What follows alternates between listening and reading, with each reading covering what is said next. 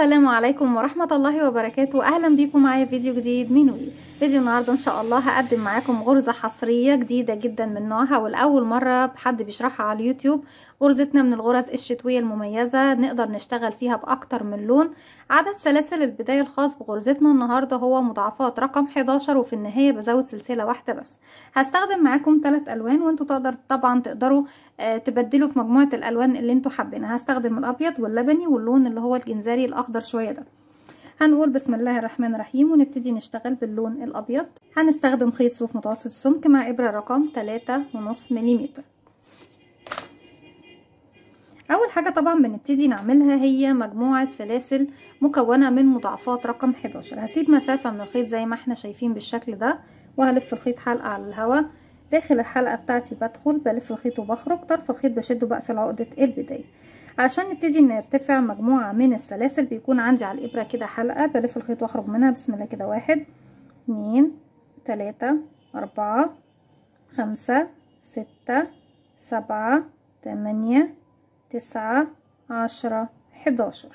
تاني هرجع اكرر نفس العدد بتاعي 1 2 3 4 5 6 7 8 9 10 11. بعد ما كررت ال11 زي ما احنا شايفين مرتين، يعني التكرار بتاعي على حسب بقى ما انتوا عايزين تعملوها 2 3 4 اكتر زي ما انتوا حابين. طيب قبل ما نبتدي نشتغل غرزتنا عاوزين نعرف ممكن نشتغل بغرزتنا دي ايه. غرزتنا تقدري تشتغلي بيها مفارش، تقدري تعملي منها بطانيه، مفرش سرير، بطانيه بيبي حلوه جدا وجميله. تقدري تدخليها في الملابس، يعني نقدر نعمل منها كوفيه في منتهى الجمال والروعه، حريمي ورجالي. نقدر نعمل منها بلوزه، نقدر نعمل منها بلوفر، تقدري تدخليها في طاقيه، تقدري تدخليها في شنطه، يعني نقدر نعمل بيها كافه الاشياء اللي ممكن تتخيليها في الكروشيه. طبعا بعد ما احنا اشتغلنا ال11 و11 ونعد مع بعض 1 2 3 4 5 6 7 8 9 10 11. هرجع تاني 1 2 3 4 5 6 7 8 9 10 11. هزود سلسلة واحدة بس، واحنا قلنا ان السلسلة دي بتكون تكملة العدد بتاعي. طيب هسيب السلسلة اللي انا ارتفعتها دي وهروح للسلسلة اللي بعدها. هدخل هلف الخيط وهخرج معايا كده حلقتين على الابره، هلف الخيط واخرج منهم. بكده بكون عملت غرزة حشو. هعمل في اول غرزة حشو وتاني غرزة بدخل في الباك لوب الحلقة الخلفية من السلسلة اعمل حشو، وتالت غرزة بعمل فيها غرزة حشو. يبقى احنا سيبنا سلسلة واحدة بس من العدد ودخلنا في الثلاث سلاسل اللي بعدها اشتغلنا 1 2 3 غرزة حشو 3 سنجل كروشيه. طيب هسيب من تحت 1 2 وهروح اشتغل غرزة حشو. طبعا بعد غرزة الحشو الاخيرة ما اخدت السلاسل، انا سبت من تحت سلسلتين بس يا بنات، ورحت بعد كده في رقم 3 بعديهم اشتغلت غرزة حشو. هينتج عندي طبعا انا عندي هنا زي ما احنا شايفين الفراغ دوت. بعد منه باخد سلسلتين من فوق 1 2 وفي نفس الفراغ هو هدخل وهعمل غرزة حشو. هسيب من تحت بقى تاني 1 2 واروح للي بعدها اشتغل غرزة حشو واكمل بعدها كمان 5 يبقوا 6 غرزة حشو. بقى كده 1 2 3 4 5 6. هرجع تاني هسيب من تحت 1 2 واروح اشغل غرزة حشو سلسلتين 1 2 وفي نفس الفراغ هو تاني بشغل غرزة حشو. هسيب من تحت 1 2 وفي اخر 3 غرز بعد ما سيبنا السلسلتين هروح اشتغل 3 سنجل كروشيه، يعني 3 غرز حشو. كده 1 2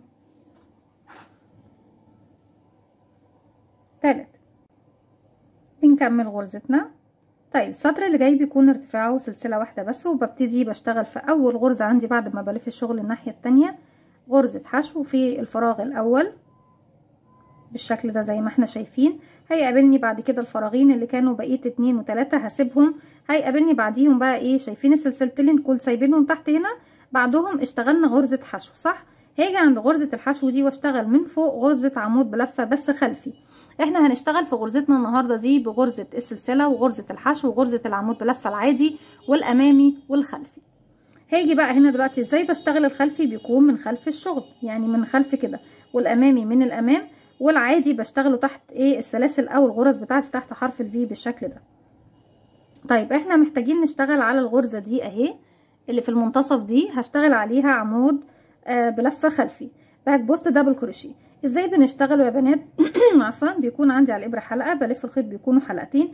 هاجي بقى من الخلف، انا عندي الغرزه قبلها فراغ وبعدها فراغ، هاجي من الخلف هدخل في الفراغ اللي قبلها وهدفع الغرزه بتاعتي للخلف، وهخرج من الفراغ اللي بعدها، هلف الخيط واسحبه تاني من تحتها بالشكل ده. اتبقى لي 3 حلقات، هلف الخيط واخرج من حلقتين، اتبقى 2 هلف الخيط واخرج من حلقتين. طيب خلصنا كده فوق غرزه الحشو الاولى في الفراغ دوت غرزه عمود بلفه خلفي. فوق السلسلتين دول هشتغل 5 غرزه عمود بلفه عادي. طيب العادي بنشتغله ازاي؟ بيكون عندي على الابره حلقه، بلف لفه واحده لانه عمود بلفه واحده بقوا حلقتين.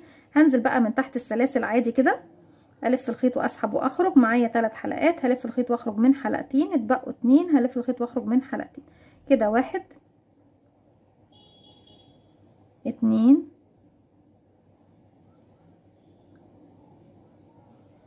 3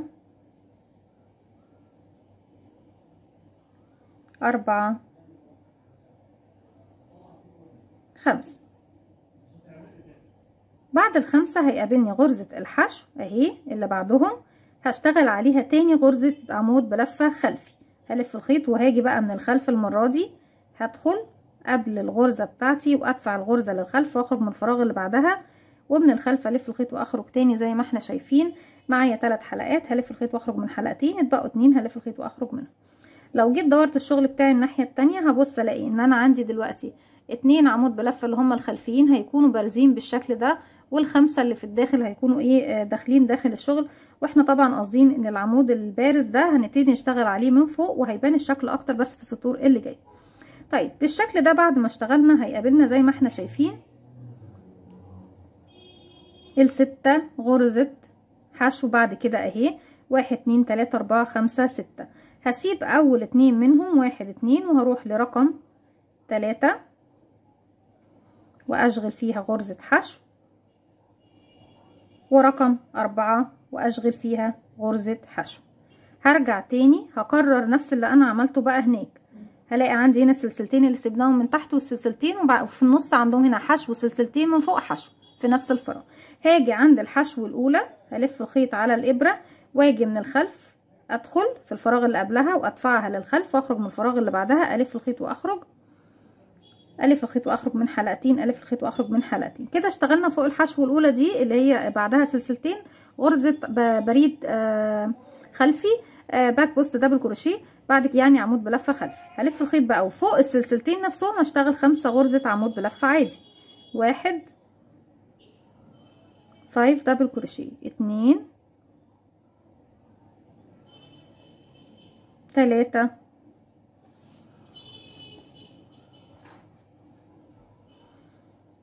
4 5. بعد كده هيقابلني غرزة الحشو التانية، هلف الخيط على الابرة ومن الخلف يا بنات باك بوست دبل كروشيه هاجي هدخل في الفراغ اللي قبلها وادفعها للخلف واخرج من الفراغ اللي قبلها والف الخيط واسحبه من تحتها تاني واكمل العمود بلفة الخلفي بتاعي. هبص الاقي طبعا الغرز بتاعتي اللي تحت كلها هاجي بس عند اخر غرزة هنا اهي وهبتدي اغير اللون بتاعي. هسحب الخيط من الخلف كده بقى معايا حلقتين. لو بكمل بنفس اللون بلف الخيط واخرج من حلقتين. لو يعني هكمل بلون جديد بجيب اللون الجديد اسيب منه مسافه والف حلقه على الهواء وادخل داخل الحلقه الف الخيط واخرج منها. طرف الخيط بشده بقى في عقده البدايه. بسحب بقى الحلقه الجديده من الحلقتين الموجودين عندي على الابره. كده بكون خلصت السطر بتاعي وابتديت ايه ضفت اللون الجديد. طيب السطر اللي جاي بيكون ارتفاعه سلسلتين 1 2 وهعتبره مجرد ارتفاع وبدور شغلي الناحيه التانيه بالشكل ده. هسحب معايا ايه هسيب طبعا لون ابيض لان انا لو حابه اسحبه هسحبه بردك من نفس الاتجاه. هجيب بس معايا طرف الخيط اللي انا ايه بتاع البدايه ده هحاول اخفيه معايا. في البدايه كده انا مش هشتغل حاجه تانية فوق الفراغ الاول. اول فراغ هيقابلني بعد كده ايه هو العمود اللي كان عندي خلفي في السطر اللي فات بقى عندي هنا امامي لانه بارز من وش الشغل، وطالما بارز من وش الشغل يبقى امامي. طيب هنشتغل فوقيه ايه هشتغل فوقيه عمود امامي. يعني انا تحت كنت بشتغل خلفي، لا هنا هشتغل امامي لان انا عايزه اجيب الشكل البارز في وش الشغل. طيب الامامي بيكون ازاي؟ انا قبل طبعا العمود دوت اهو قبله فراغ وبعده فراغ. هلف الخيط على الابره والمرة دي مش هشتغل من الخلف، لا هشتغل من الامام. قبله فراغ هدخل فيه، هرفعه هو بقى المرة دي على الابرة. المرة اللي فاتت كنا بندفع العمود تحت الابرة، لكن هنا بنرفع العمود على الابرة وبخرج من الفراغ اللي بعده. الف الخيط واسحب، الف الخيط واسحب من حلقتين، الف الخيط واسحب من حلقتين. يبقى انا عندي كده الشكل البارز زي ما احنا شايفين، جالي في وش الشغل وهو كده عمود امامي. بعد كده هيقابلني 5 غرزة عمود عادي. ال5 غرزة عمود عادي دول هنشتغل فوقيهم 10 غرزة عمود عادي، يعني بعمل تزايد فوق كل الغرز، انكريز فوق كل الغرز ال5. انا عندي طبعا اول واحد فيهم اهو. بدخل بقى فين بقى؟ العادي بنشتغله تحت حرف الفي. انا عندي حرف الفي اهو، لو رقم ال7 بدخل تحته في الفراغ الصغير ده، الف الخيط واخرج، الف الخيط واخرج من حلقتين، الف الخيط واخرج من حلقتين. تاني في نفس الفراغ هو كمان عمود بلفة، تاني فراغ واحد، تاني في نفس الفراغ 2، الفراغ رقم 3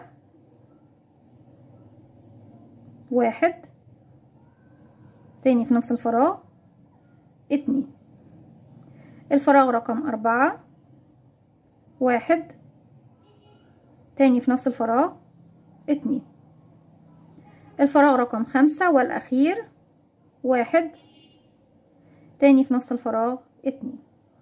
أصبح كده ال5 اللي كانوا عندي تحت بقوا 10 هنا. بس واخدين بالنا يا بنات إن احنا عندنا الأعمدة الأمامية طبعا يعني محوطاها بشكل جميل جدا.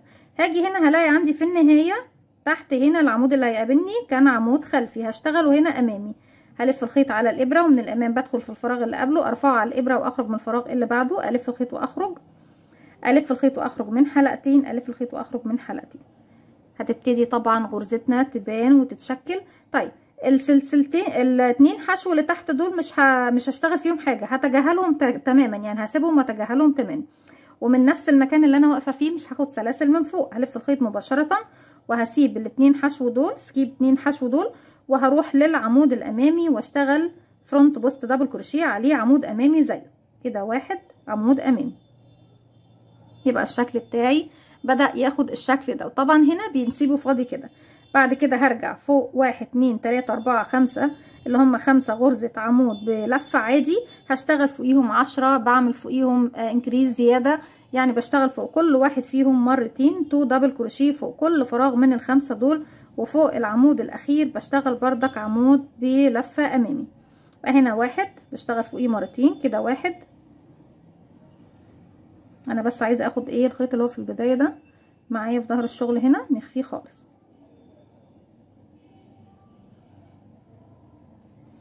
1 وتاني في نفس الفراغ 2، ده اول فراغ، تاني فراغ 1، تاني في نفس الفراغ 2، تالت فراغ 1، تاني في نفس الفراغ 2، رقم 4 1 2 3 4 1، تاني في نفس الفراغ 2، رقم 5 والأخير 1، تاني في نفس الفراغ 2 دبل كروشيه في نفس الفراغ. هيقابلني بعد كده العمود الأمامي فرونت بوست دبل كروشيه، عمود أمامي على عمود أمامي. بعد ما خلصته بالشكل ده هلف الخيط على الإبرة، وهاجي هنا عندي في الآخر هنا خالص فوق الغرزة الأخيرة دي، وبلف الخيط واخرج. معايا 3 حلقات هلف الخيط واخرج منهم زي ما احنا شايفين بالشكل. طبعا دوت بيكون كأني اشتغلت، يعني انا اشتغلت غرزة نصف عمود، كأني اشتغلت السلسلتين اللي كانوا عندي في البداية. السطر اللي جاي بتاعي كله هيكون كله غرز حشو، برتفع سلسلة والف شغل الناحية التانية. اول فراغ بشتغل فوقيه غرزة حشو، بس كل غرز الحشو بتاعتي طبعا ما عدا الاولى والاخيرة بشتغلها كده عادي.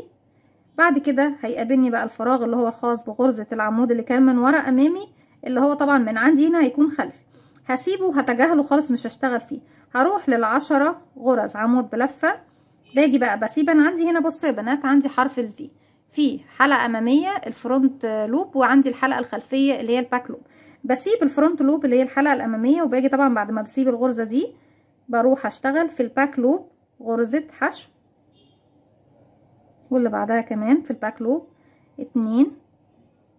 بصوا بسيب الحلقة الأمامية اللي قدام وشي وبروح للحلقة الخلفية، أدخل وألف الخيط وأخرج وأشتغل غرزة الحشو بتاعتي. كده 3 4 5 6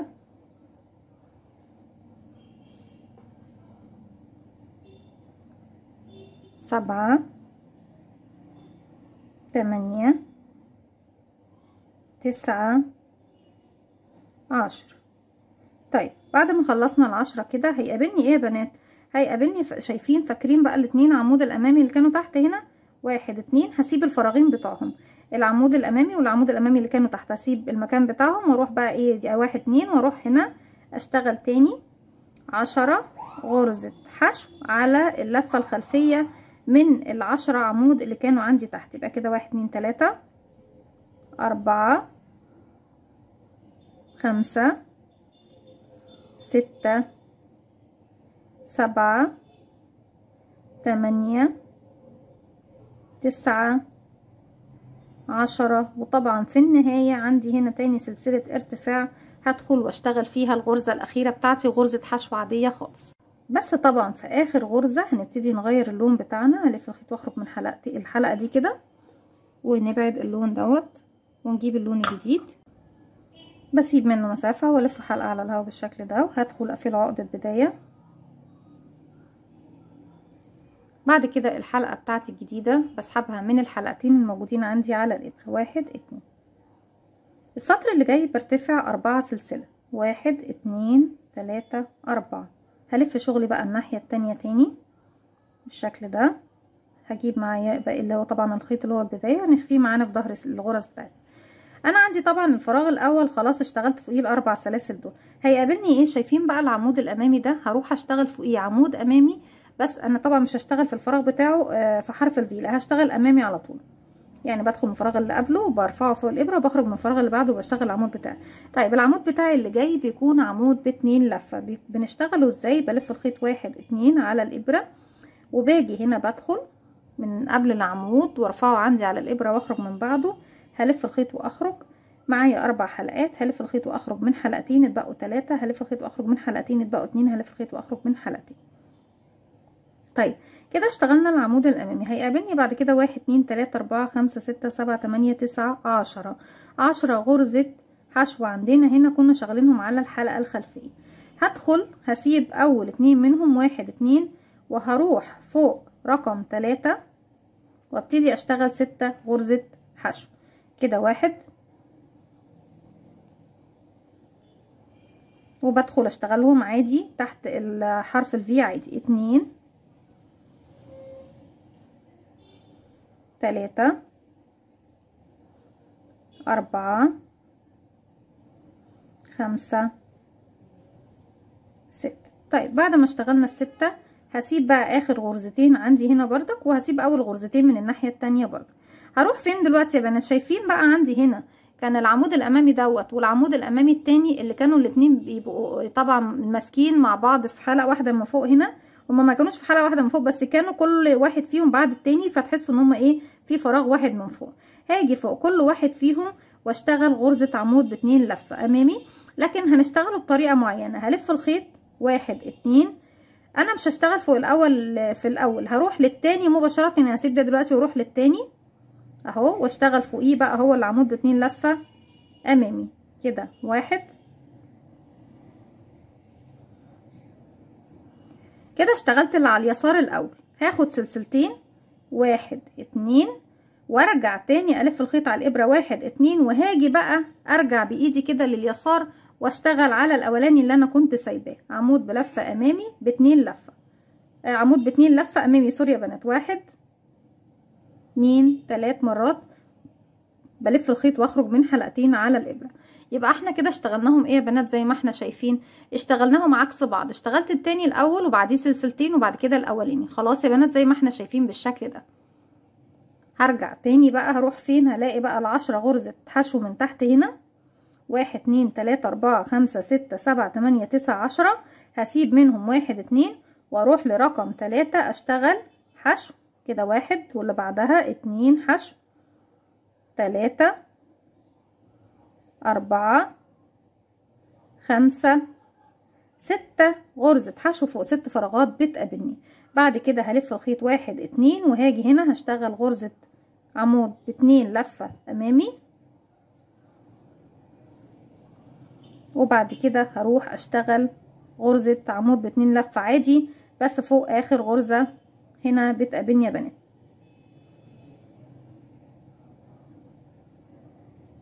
زي ما احنا شايفين بالشكل ده. تبتدي بقى الغرزة بتاعتنا زي ما احنا شايفينها بتتشكل وتاخد شكل جميل جدا. السطر اللي جاي برتفع 3 سلسلة 1 2 3 وهلف شغل الناحية التانية. فوق اول فراغ هو بدخل واشتغل كمان 2 عمود بلفة عادي. ده 1 تاني في نفس الفراغ 2. يبقى احنا اشتغلنا ايه 3 سلسلة بمثابة عمود بلفة، وفي نفس الفراغ اشتغلنا كمان 2 عمود بلفة. طيب تحت هنا كان عندي العمود الامامي هشتغل عليه هنا من هنا عمود خلفي. هاجي من الخلف هنا بلف الخيط على الابره، ومن الخلف بدخل في الفراغ اللي قبله وادفعه تحت الابره واخرج من الفراغ اللي بعده والف الخيط واسحب، الف الخيط واخرج من حلقتين، الف الخيط واخرج من حلقتين. هيقابلني اللي هنا طبعا زي ما احنا شايفين كام بقى 1 2 3 4 5 6. هسيب اول 2 منهم واروح لرقم 3 واشغل غرزة حشو، ورقم 4 كمان غرزة حشو زي ما احنا شايفين. بعد كده هسيب اخر 2 هيقابلني العمود اللي كان تحت امامي هشتغله هنا عمود خلفي بالشكل ده. بعد العمود الخلفي ده يا بنات هنروح نشتغل ايه؟ شايفين السلسلتين اللي احنا كنا شغالينهم تحت؟ هشتغل فوقيهم 5 غرزة عمود بلفة عادي. 1 2 3 4 5. بعد ال5 غرزة عمود بلفة عادي هبص الاقي هيقابلني من ورا ايه؟ العمود الامامي من تحت هشتغل عليه عمود خلفي من فوق، وارجع اكرر بسيب 2 من ال6 واروح اشتغل في رقم 3 ورقم 4 غرزتين حشو. 1 2 ارجع هيقابلني ايه؟ العمود اللي كان امامي هشتغله من هنا خلفي، وفي النهاية عندي في السلسلة الأخيرة دي بشتغل ايه 3 غرزة عمود بلفة، أو في الفراغ الأخير ده 3 غرزة عمود بلفة في نفس الفراغ. 1 2 3. وطبعا في آخر عمود بنغير اللون الجديد، ألف الخيط واخرج من حلقتين، هسيب اللون دوت وارجع تاني للون الأبيض.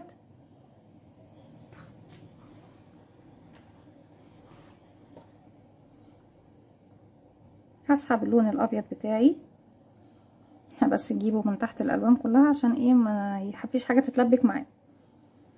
هلف الخيط وهسحبه من الحلقتين الموجودين عندي على الابره. طول اللون الابيض خليه يكون مناسب بحيث ان هو ما يشدكيش الغرزه بتاعتك. طيب السطر دوت بنرتفع فيه بقى قد ايه؟ بنرتفع 3 سلسله 1 2 3 وبعتبرهم غرزه عمود بلفه، وبلف شغل الناحيه التانية. بس ال3 سلاسل دول انا مجرد هيكونوا عندي مجرد ارتفاع فقط لا غير. طيب هاجي بقى عندي هنا يا بنات زي ما احنا شايفين، انا هنا هعتبر دي كأنها نص صدفة من اللي تحت الكبيرة دي. هاجي هسيب الفراغ الاول لاني اشتغلت فوقيه 3 سلاسل، هروح للفراغ التاني والتالت وهشتغل فوق كل واحد منهم مرتين، يعني 2 عمود بلفة، يعني بعمل فوقيهم انكريز يعني تزايد. 1 2 والعمود اللي بعده 1 تاني في نفس الفراغ 2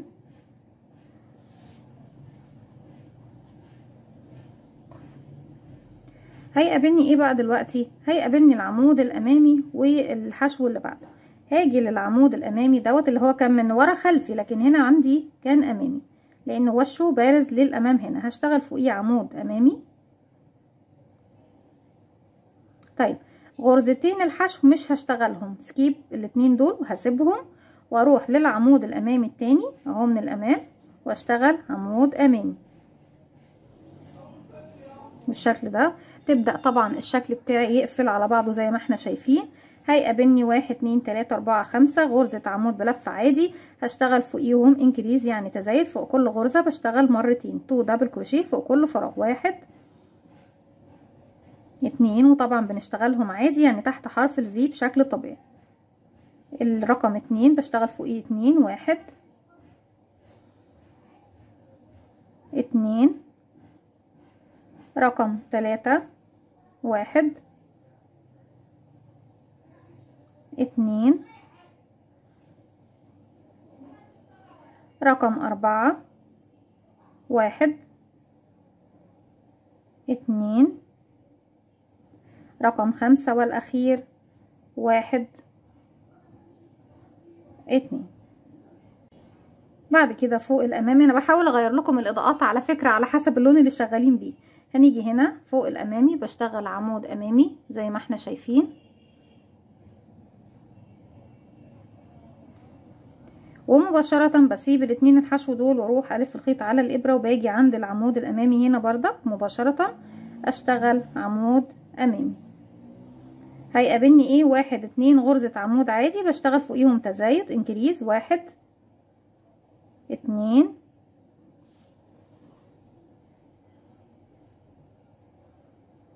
في نفس الفراغ وارجع في الغرزة اللي بعدها كمان 1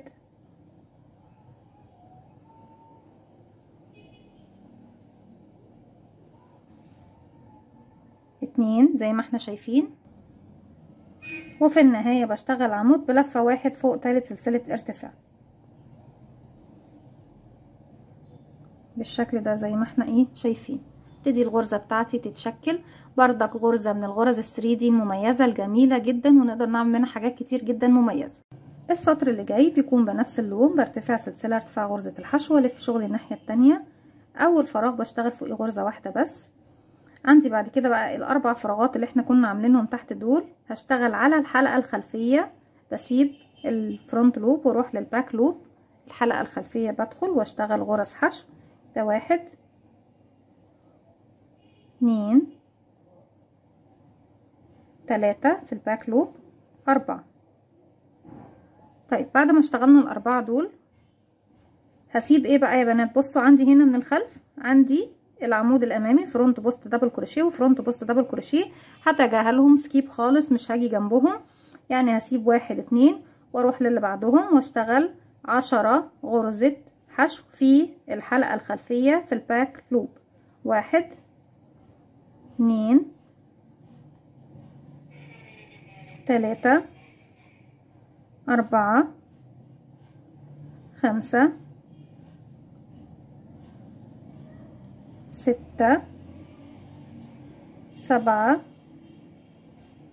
8 9 10. سكيب فرونت بوست دبل كروشيه الاتنين، بسيب الاتنين الامامي العمود الامامي اللي كان من ورا امامي هسيب 1 2 واروح بعدهم اشتغل 1 2 3 4 غرز حشو في الباك لوب بتاع الغرزة بتاعتي، وغرزة حشو واحدة بس في السلسلة الأخيرة عندي هنا، وابتدي تاني بقى أسيب اللون الأبيض وهسحب اللون السماوي، ألف الخيط وأخرج من الحلقتين اللي عندي على الإبرة زي ما احنا شايفين بالشكل ده. السطر اللي جاي بنرتفع فيه سلسلة وبلف شغلي الناحية التانية، هشتغل على اول فراغ غرزة حشو، هيقابلني بعد منهم 4 غرزة حشو. احنا طبعا تحت يا بنات في السطر اللي احنا كنا بنشتغل فيه المكان اللي كان فيه 6 غرز حشو ممكن نشتغل بدل ما كنا بنشتغله في الفراغ اللي تحت حرف الفي نشتغله في الباك لوب، يعني في الحلقة الخلفية هيدينا شكل بارز من الامام. وهنشوف دلوقتي الطريقة يعني ممكن نطبقها في السطر دايما اللي بيكون فيه 6 غرز حشو في المنتصف. هنيجي هنا طبعا هنشتغل بقى ايه الاربع غرز حشو دول، هسيب واحدة منهم واشتغل بس ايه يعني بصوا عندنا 4 هسيب 1 2 وهشتغل فيهم 2، هنسيب الاتنين اللي في الاخر. هشتغل فين بقى دلوقتي؟ مش هشتغلهم تحت حرف الفي، هشتغلهم بردك في الحلقة الخلفية في الباك لوب من السلسلة. بقى كده 1 اشتغلت انا في الفراغ دوت غرزة، وهشتغل هنا 1 2 يبقى اشتغلنا 3 غرز زي ما احنا شايفين. هسيب بقى 2 غرزة من هنا و2 غرزة من هنا، وهيقابلني من تحت ايه يا بنات؟ العمود الامامي ده والعمود الامامي ده. هلف الخيط مرتين، 1 2، وهروح للعمود اللي على اليسار الاول، هدخل اشتغل عليه عمود ب2 لفة امامي. ادي 1 عمود ب2 لفة امامي. وزي ما قلت لكم بصوا هنا بقى لما اشتغلنا على الحلقة الخلفية، يعني احنا ممكن نبدل زي السطر ده نشتغل على الحلقة الخلفية. في السطر اللي هنا كان عندنا بردك اهو السطر اللي كان بيبتدي باللون الجنزاري اللي احنا اشتغلنا بس فيه 6 غرز حشو، هنشتغلهم بردك على الحلقة الخلفية، هيدينا شكل بارز من الامام. بعد ما اشتغلنا على العمود اللي على اليسار عمود ب2 لفة امامي، باخد سلسلتين، 1 2، وهلف الخيط 1 2 تاني، وهرجع فين بقى هنا هشتغل على العمود الاول عمود ب2 لفة امامي بالشكل ده اهو. بيكونوا جايين بعكس بعض زي ما احنا شايفين. من هنا طبعا احنا قلنا ان احنا بنسيب 1 2 3 4، وهروح 1 2 3 4، واروح لرقم 5 في الباك لوب، هشغل غرزة حشو دي كده 1، واللي بعدها كمان غرزة حشو، كله في الباك لوب عشان الحرف الامامي يظهر بارز بالشكل دوت ويكون شكله احلى. كده كام؟ 2 3 4 5 6. يبقى احنا سيبنا اول 2 من العشرة واخر 2 من العشرة. هبص الاقي نفسي تاني رجعت للمكان اللي احنا طبعا بنجمع فيه كل 2 عمود امامي، بس بطريقة ان احنا بلف الخيط مرتين. طبعا الفراغين دول هسيبهم واروح للعمود رقم 2 الامامي، يعني الاولاني لسه هشتغله بعدين، واشتغل عمود ب2 لفة امامي على العمود اللي على اليسار، سلسلتين 1 2، بلف الخيط تاني مرتين، واجي بقى للعمود اللي كان قبله واشتغله عمود ب2 لفة امامي.